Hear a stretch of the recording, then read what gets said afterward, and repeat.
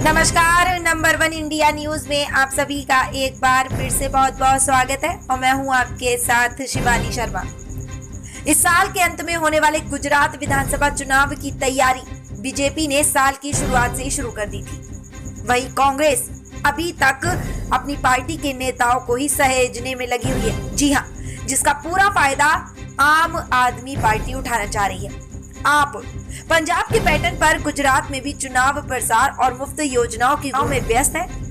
जबकि आंकड़ों के साथ इतिहास देखा जाए तो वास्तविकता ये है कि गुजराती वोट बैंक हमेशा से परंपरागत वोट बैंक रहा है। प्रलोभन और मुफ्त की राजनीतिक परंपरा अभी तक गुजरात में बहुत ज्यादा सफल नहीं हो पाई है। हम आपको यहाँ ये बता दें कि इसे इस तरह भी समझा जा सकता है कि पिछले चुनाव में मुफ्त फायदों की कांग्रेस ने झंडी लगा दी थी और बावजूद सरकार बीजेपी की ही बनी थी। और यही वजह है कि बीजेपी गुजरातियों का मूड भांपते हुए रणनीति बना रही है। पिछले चुनाव के वोट शेयर को देखा जाए तो गुजरात में भाजपा को कांग्रेस ने कड़ी टक्कर दी थी और भाजपा का वोट शेयर 49.05% रहा था। उसे 99 सीटों पर जीत हासिल हुई थी। वहीं कांग्रेस वोट शेयर 41.44% रहा था और उसके हाथ 77 सीटें आई थी। यही वजह है कि पार्टी के विश्वस्त सूत्रों के अनुसार भाजपा इस बार भी चुनाव में आम आदमी पार्टी को नहीं बल्कि कांग्रेस को ही मुख्य प्रतिद्वंदी मान रही है। मगर पिछली बार की स्थिति अलग थी।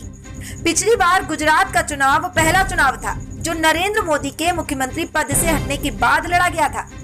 आपको बता दें कि जिसका असर भी कांग्रेस के वोट शेयर की बढ़त में शामिल था। बावजूद जनता ने भरोसा भाजपा पर ही दिखाया था। वहीं जानकारी की माने तो कांग्रेस इस बार बाकी राज्यों की तरह गुजरात में भी बहुत कंफर्टेबल स्थिति में नजर नहीं आ रही है। बावजूद इसके जानकारों का मानना है कि कांग्रेस का वोट शेयर 32 से 35% तक इस चुनाव में रह सकता है। आम आदमी पार्टी के तमाम मुफ्त दावों के बावजूद अनुमान के तौर पर इन वादों का कुछ खास फायदा नहीं उठा पाएगी, जिसकी बड़ी वजह गुजरात के वोटरों का मूड और ट्रेंड को माना जा रहा है। हम आपको यहाँ ये बता दें कि वहीं सूत्रों की माने तो अगले 27 तारीख को चुनाव आयोग की एक टीम गुजरात के दौरे पर जा रही है, जहां वो सभी राजनीतिक पार्टियों के प्रतिनिधियों से भी मुलाकात कर सकती है। जिसके बाद ये संभावना है कि राज्य का चुनाव नवंबर से दिसंबर के बीच संपन्न कराने की घोषणा की जाए। सूत्रों की माने तो चुनाव आयोग गुजरात के साथ ही दिल्ली के नगर निगम चुनाव की भी घोषणा कर सकता है और इसी को ध्यान में रख भाजपा दो फ्रंट पर आम आदमी पार्टी को घेरने की रणनीति भी बना रही है, जिससे आम आदमी पार्टी निश्चित तौर पर अपना ज्यादा ध्यान दिल्ली के एमसीडी चुनाव पर केंद्रित कर देगी। आपको बता दें कि भाजपा के एक वरिष्ठ नेता ने नाम न लेने की शर्त पर बताया कि पिछला चुनाव मोदी जी के मुख्यमंत्री से हटने के बाद पहला चुनाव था।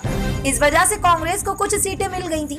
मगर अब गुजरात की जनता जानती है कि राज्य में भले मोदी जी नहीं है बल्कि केंद्र की सरकार और राज्य की सरकार मिलकर डबल इंजन की सरकार का गुजरात को फायदा मिल रहा है और वह दोबारा कांग्रेस को वोट देकर अपने वोट बर्बाद नहीं करेगी। जहां तक आम आदमी पार्टी का सवाल है कि वो इस तरह की गुजरात की जनता उनकी पार्टी नहीं होने की वजह से देखने आ रही है, मगर वोट वो भाजपा को ही करेगी। बहरहाल यदि आंकड़े देखे जाएं तो गुजरात में आयुष्मान योजना और मनरेगा समेत अन्य योजनाओं में भी अन्य जातियों के अलावा मुस्लिमों की संख्या भी लाभान्वितों की लिस्ट में बड़ी संख्या में शामिल है और बीजेपी को उम्मीद है कि वो गुजरात में बीजेपी का साथ दे सकती है। वहीं लगातार कांग्रेस से बीजेपी में शामिल हो रहे नेता भी बीजेपी के लिए संकेत दे रहे हैं। हम आपको यहाँ ये बता दें कि आंकड़े देखे जाएं तो आम आदमी की बजाय बीजेपी में शामिल होने वाले नेताओं की संख्या कहीं ज्यादा है, जिससे जनता में एक संदेश जा रहा है और इतने सालों की एंटी इनकम्बेंसी के बावजूद बीजेपी बड़े दावे करने से नहीं चूक रही। सूत्रों की माने तो अगले महीने के पहले हफ्ते में प्रधानमंत्री के 4 से 5 दिन के कार्यक्रम गुजरात के बनाए जा रहे हैं, जिसका बीजेपी पूरा फायदा उठाने की कोशिश करेगी। और साथ ही जिस तरह कांग्रेस ने अभी तक गुजरात में कोई बड़ी रैली के कार्यक्रम आयोजित नहीं किए हैं, उसे देखकर ऐसा लगता है कि कांग्रेस ने दिल्ली चुनाव की रणनीति अपनाते हुए आम आदमी पार्टी को वॉक ओवर देने का मन बना लिया है।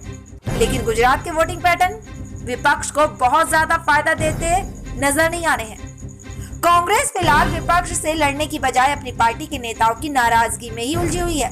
कुछ नेता अपने रिश्तेदारों के लिए टिकट मांग रहे हैं, तो कोई कांग्रेस के सभी विधायकों को टिकट देने की मांग उठा रहा है।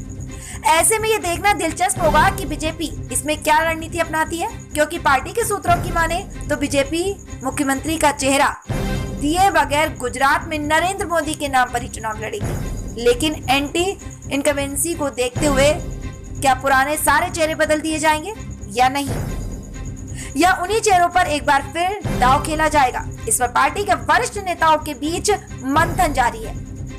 आपको बता दें कि कुल मिलाकर गुजरात का चुनाव बहुत कुछ 2024 की दिशा और दशा तय कर सकता है।